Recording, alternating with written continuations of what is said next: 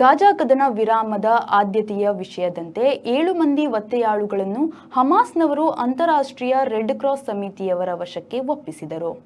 ಬೇರೆ ಬೇರೆ ಕಡೆ ಇಟ್ಟಿರುವುದರಿಂದ ಒಮ್ಮೆಗೆ ಒತ್ತೆಯಾಳುಗಳ ಸೆರೆಯಾಳುಗಳ ವಿನಿಮಯ ಸಾಧ್ಯವಿಲ್ಲ ಎಂದು ಮೇಲ್ನೋಟಕ್ಕೆ ಹೇಳಲಾಗಿದೆ. ಆದರೆ ಅವರೆಷ್ಟು ಬಿಡುತ್ತಾರೆ, ಇವರೆಷ್ಟು ಬಿಡುತ್ತಾರೆ, ಕದನ ವಿರಾಮ ನಿಜವಾಗಿಯೂ ಜಾರಿಗೊಂಡಿದೆಯೇ ಎಂಬ ಬಗೆಗಿನ ಸಂದೇಹ ಇನ್ನು ಹಲವರಲ್ಲಿ ಇರುವಂತಿದೆ.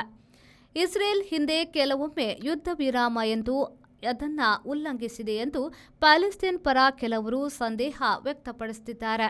ಆದರೆ ಶಾಂತಿ ಮಾತುಕತೆಯಲ್ಲಿ ಇನ್ನೂ ಯುದ್ಧ ಇಲ್ಲ ಎಂದೇ ಹೇಳಲಾಗಿದೆ. ಇದರ ನಡುವೆ ಅಮೆರಿಕ ಸಂಯುಕ್ತ ಸಂಸ್ಥಾನವು ಉಕ್ರೇನ್ಗೆ ಆಧುನಿಕ ಕ್ಷಿಪಣಿ ಒದಗಿಸುವುದನ್ನು ರಷ್ಯಾ ವಿರೋಧಿಸಿದೆ.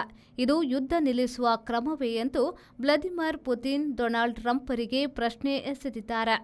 ಅಲೋನ್, ಏತಾನ್, ಗಾಯ್, ಝೀವ್, ಗಾಲಿ, ಓಮ್ರಿ, ಮಾರ್ಟನ್ರಿಗೆ ಸ್ವಾಗತ ಎನ್ನುತ್ತಾ ಇಸ್ರೇಲ್ ವಿದೇಶಾಂಗ ಸಚಿವರು ಬಿಡುಗಡೆಯಾದ ಒತ್ತೆಯಾಳುಗಳನ್ನು ಗುರುತಿಸಿದ್ರು.